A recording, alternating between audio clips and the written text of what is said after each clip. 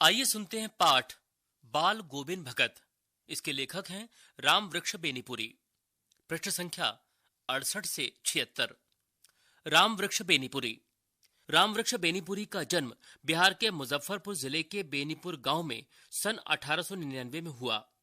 माता पिता का निधन बचपन में ही हो जाने के कारण जीवन के आरंभिक वर्ष अभावों, कठिनाइयों और संघर्षों में बीते। 10वीं तक की शिक्षा प्राप्त करने के बाद वे सन 1920 में राष्ट्रीय स्वाधीनता आंदोलन से सक्रिय रूप से जुड़ गए। कई बार जेल भी गए। उनका देहावसान सन 1968 में हुआ। 15 वर्ष की अवस्था में बेनीपुरी जी की रचनाएं पत्र पत्रिकाओं में छपने लगीं। वे बेहद प्रतिभाशाली पत्रकार थे। उन्होंने अनेक दैनिक, साप्ताहिक और मासिक पत्र पत्रिकाओं का संपादन किया, जिनमें तरुण भारत, किसान मित्र, बालक, युवक, योगी, जनता, जनवाणी और नई धारा उल्लेखनीय है। गद्य की विविध विधाओं में उनके लेखन को व्यापक प्रतिष्ठा मिली। उनका पूरा साहित्य बेनीपुरी रचनावली के 8 खंडों में प्रकाशित है। उनकी रचना यात्रा के महत्वपूर्ण पड़ाव हैं पतितों के देश में, ये एक उपन्यास है, चिता के फूल एक कहानी, अम्बपाली एक नाटक, माटी की मूर्तें रेखाचित्र, पैरों में पंख बांधकर यात्रा वृतांत, जंजीरें और दीवारें संस्मरण आदि। उनकी रचनाओं में स्वाधीनता की चेतना, मनुष्यता की चिंता और इतिहास की युगानुरूप व्याख्या है। विशिष्ट शैलीकार होने के कारण उन्हें कलम का जादूगर कहा जाता है। बाल गोविंद भगत रेखाचित्र के माध्यम से लेखक ने एक ऐसे विलक्षण चरित्र का उद्घाटन किया है जो मनुष्यता, लोक संस्कृति और सामूहिक चेतना का प्रतीक है। वेशभूषा या बाह्य अनुष्ठानों से कोई सन्यासी नहीं होता। सन्यास का आधार जीवन के मानवीय सरोकार होते हैं। बाल गोविंद भगत इसी आधार पर लेखक को सन्यासी लगते हैं। यह पाठ सामाजिक रूढ़ियों पर भी प्रहार करता है। इस रेखाचित्र की एक विशेषता यह है कि बाल गोविंद भगत के माध्यम से ग्रामीण जीवन की सजीव झांकी देखने को मिलती है। बाल गोविंद भगत। बाल गोविंद भगत मझोले कद के गोरे चिट्टे आदमी थे। 60 से ऊपर के ही होंगे। बाल पक गए थे। लंबी दाढ़ी या जटा जूट तो नहीं रखते थे, लेकिन हमेशा उनका चेहरा सफेद बालों से ही जगमग किए रहता। कपड़े बिल्कुल कम पहनते। कमर में एक लंगोटी मात्र और सिर में कबीर पंथियों की सी कनफटी टोपी। जब जाड़ा आता तब एक काली कमली ऊपर से ओढ़े रहते। मस्तक पर हमेशा चमकता हुआ रामानंदी चंदन, जो नाक के एक छोर से ही औरतों के टीके की तरह शुरू होता। गले में तुलसी की जड़ों की एक बेडोल माला बांधे रहते। ऊपर की तस्वीर से यह नहीं माना जाए कि बाल गोविंद भगत साधु थे। नहीं, बिल्कुल गृहस्थ। उनकी गृहिणी की तो मुझे याद नहीं। उनके बेटे और पतूही को तो मैंने देखा था। थोड़ी खेतीबाड़ी भी थी। एक अच्छा साफ सुथरा मकान भी था। लेकिन खेतीबाड़ी करते, परिवार रखते थे। बाल गोविंद भगत साधु थे। साधु की सब परिभाषाओं में खरे उतरने वाले। कबीर को साहब मानते थे। उन्हीं के गीतों को गाते, उन्हीं के आदेशों पर चलते। कभी झूठ नहीं बोलते। खराब व्यवहार करते। किसी से भी दो टूक बात करने में संकोच नहीं करते। ना किसी से खामखा झगड़ा मोल लेते। किसी की चीज नहीं छूते, ना बिना पूछे व्यवहार मिलाते। इस नियम को कभी कभी इतनी बारीकी तक ले जाते कि लोगों को कुतूहल होता। कभी वह दूसरों के खेत में शौच के लिए भी नहीं बैठते। वो गृहस्थ थे, लेकिन उनकी सब चीज साहब की थी। जो कुछ खेत में पैदा होता, सिर पर लाद कर पहले उसे साहब के दरबार में ले जाते, जो उनके घर से 4 कोस दूर पर था। एक कबीर पंथी मठ से मतलब। वो दरबार में भेंट रूप रख लिया जाकर प्रसाद के रूप में जो उन्हें मिलता उसे घर लाते और उसी से गुजर चलाते। इन सब के ऊपर मैं तो मुग्ध था।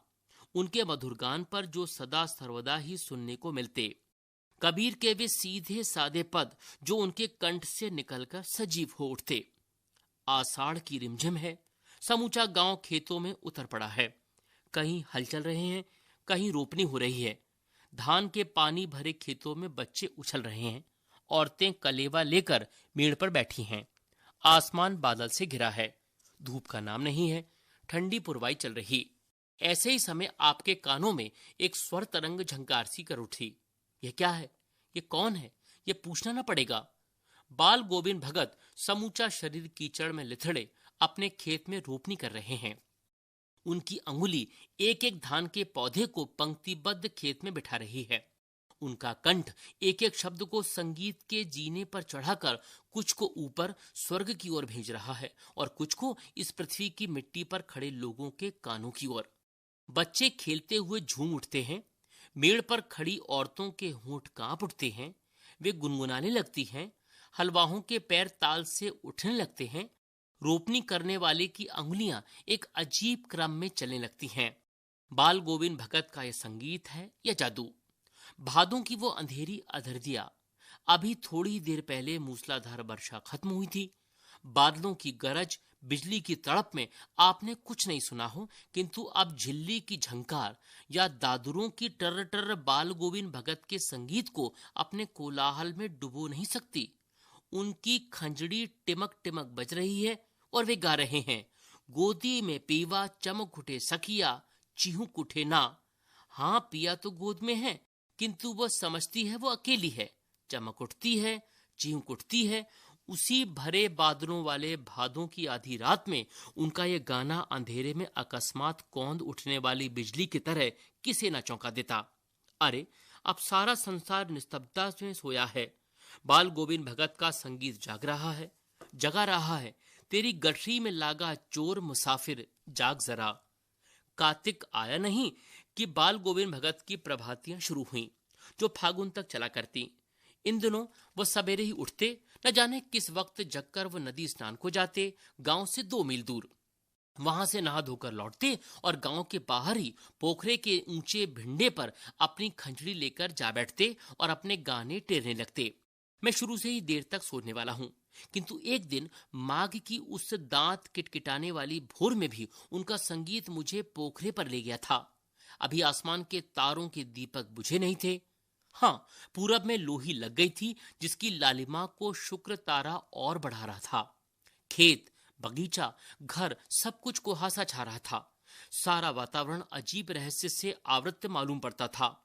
उस रहस्यमय वातावरण में एक कुश की चटाई पर पूरब मुंह, काली कमली ओढ़े बाल गोविंद भगत अपनी खंजड़ी लिए बैठे थे। उन्हें मुंह से शब्दों का तांता लगा था। उनकी अंगुलियां खंजड़ी पर लगातार चल रही थी। गाते गाते इतने मस्त हो जाते, इतने सुर में आते, उत्तेजित हो उठते कि मालूम होता आप खड़े हो जाएंगे। कमली तो बार बार सिर से नीचे सरक जाती। मैं जाड़े से कपकपा रहा था, किंतु तारे की छांव में भी उनके मस्तक के श्रम बिंदु जब तब चमक ही पड़ते। गर्मियों में उनकी संझा कितनी उमस भरी शाम को नाशीदल करती। अपने घर के आंगन में आसन जमा बैठते। गांव के उनके कुछ प्रेमी भी जुट जाते। खंजड़ियों और करतालों की भरमार हो जाती। एक पद बाल गोविंद भगत कह जाते, उनकी प्रेमी मंडली उसे दोहराती, तिहराती। धीरे धीरे स्वर ऊंचा होने लगता, एक निश्चित ताल, एक निश्चित गति से। उस ताल स्वर के चढ़ाव के साथ श्रोताओं के मन भी ऊपर उठने लगते। धीरे धीरे मन तन पर हावी उठता। होते होते एक क्षण ऐसा आता कि बीच में खंजड़ी लिए बाल गोविंद भगत नाच रहे हैं और उनके साथ ही सबके तन और मन नृत्यशील हो उठे हैं। सारा आंगन नृत्य और संगीत से ओतप्रोत है। बाल गोविंद भगत की संगीत साधना का चरम उत्कर्ष उस दिन देखा गया जिस दिन उनका बेटा मरा। इकलौता बेटा था वो, कुछ सुस्त और भूता सा था, किंतु इसी कारण बाल गोविंद भगत उसे और भी मानते। उनकी समझ में ऐसे आदमियों पर ही ज्यादा नजर रखनी चाहिए या प्यार करना चाहिए, क्योंकि ये निगरानी और मोहब्बत के ज्यादा हकदार होते हैं। बड़ी साध से उसकी शादी कराई थी। पतोही बड़ी ही सुभग और सुशील मिली थी। घर की पूरी प्रबंधिका बनकर भगत को बहुत कुछ दुनियादारी से निवृत्त कर दिया था उसने। उनका बेटा बीमार है, इसकी खबर रखने की लोगों को कहां फुर्सत, किंतु मौत तो अपनी ओर सबका ध्यान खींची रहती है। हमने सुना बाल गोविंद भगत का बेटा मर गया। कुतूहलवश उनके घर गया, देखकर दंग रह गया। बेटे को आंगन में एक चटाई पर लिटाकर एक सफेद कपड़े से ढक रखा था। वह कुछ फूल तो हमेशा ही रोपते रहते, उन फूलों में से कुछ तोड़कर उस पर बिखरा दिए। फूल और तुलसी दल भी। सिरहाने एक चिराग जला रखा था और उसके सामने जमीन पर ही आसन जमाए गीत गाए चले जा रहे हैं। वही पुराना स्वर, वही पुरानी तल्लीनता। घर में पतोही रो रही है, जिसे गांव की स्त्रियां चुप कराने की कोशिश कर रही हैं, किंतु बाल गोविंद भगत गाए जा रहे हैं। हाँ, गाते गाते कभी कभी पतोही के नजदीक भी आ जाते और उसे रोने के बदले उत्सव मनाने को कहते। आत्मा परमात्मा के पास चली गई, विरहनी अपने प्रेमी से जा मिली। भला इससे बढ़कर आनंद की कौन बात। मैं कभी कभी सोचता ये पागल तो नहीं हो गए, किंतु नहीं, वो जो कुछ कह रहे थे उसमें उनका विश्वास बोल रहा था, वो चरम विश्वास जो हमेशा ही मृत्यु पर विजयी होता आया है। बेटे के क्रियाकर्म में तूल नहीं गया, पतोहू से ही आग दिलाई उसकी, किंतु ज्यों ही श्राद्ध की अवधि पूरी हो गई, पतोहू के भाई को बुलाकर उसके साथ कर दिया, यह आदेश देते हुए कि इसकी दूसरी शादी कर देना। इधर पतोही रो रो कर कहती, मैं चली जाऊंगी तो बुढ़ापे में कौन आपके लिए भोजन बनाएगा, बीमार पड़े तो कौन एक चुल्लू पानी भी देगा। मैं पैर पड़ती हूं, मुझे अपने चरणों से अलग नहीं कीजिए। लेकिन भगत का निर्णय अटल था, तू जा, नहीं तो मैं ही इस घर को छोड़कर चल दूंगा। यह थी उनकी आखिरी दलील, और इस दलील के आगे बेचारी की क्या चलती। बाल गोविंद भगत की मौत उन्हीं के अनुरूप हुई। वो हर वर्ष गंगा स्नान करने जाते। स्नान पर उतनी आस्था नहीं रखते जितना संत समागम और लोक दर्शन पर।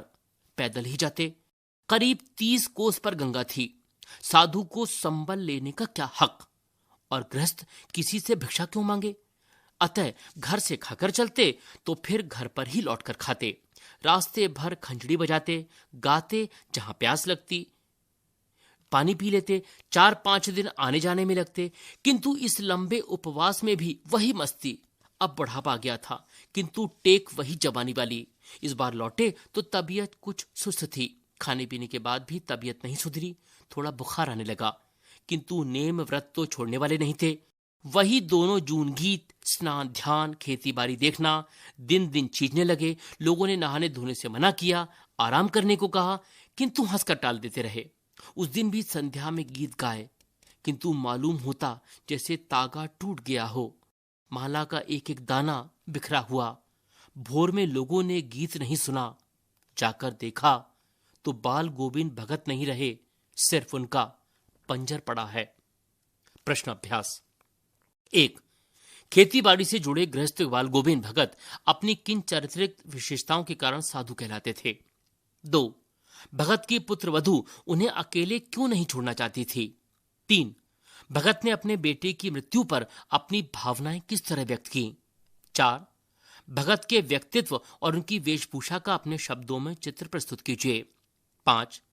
बाल गोविंद भगत की दिनचर्या लोगों के अचरज का कारण क्यों थी। 6। पाठ के आधार पर बाल गोविंद भगत के मधुर गायन की विशेषताएं लिखिए। 7। कुछ मार्मिक प्रसंगों के आधार पर यह दिखाई देता है कि बाल गोविंद भगत प्रचलित सामाजिक मान्यताओं को नहीं मानते थे। पाठ के आधार पर उन प्रसंगों का उल्लेख कीजिए। 8। धान की रोपाई के समय समूचे माहौल को भगत की स्वर लहरियां किस तरह चमत्कृत कर देती थीं, उस माहौल का शब्द चित्र प्रस्तुत कीजिए। रचना और अभिव्यक्ति। 9। पाठ के आधार पर बताएं कि बाल गोविंद भगत की कबीर पर श्रद्धा किन किन रूपों में प्रकट हुई है। 10। आपकी दृष्टि में भगत की कबीर पर अगाध श्रद्धा के क्या कारण रहे होंगे। 11। गांव का सामाजिक सांस्कृतिक परिवेश आषाढ़ चढ़ते ही उल्लास से क्यों भर जाता है। 12।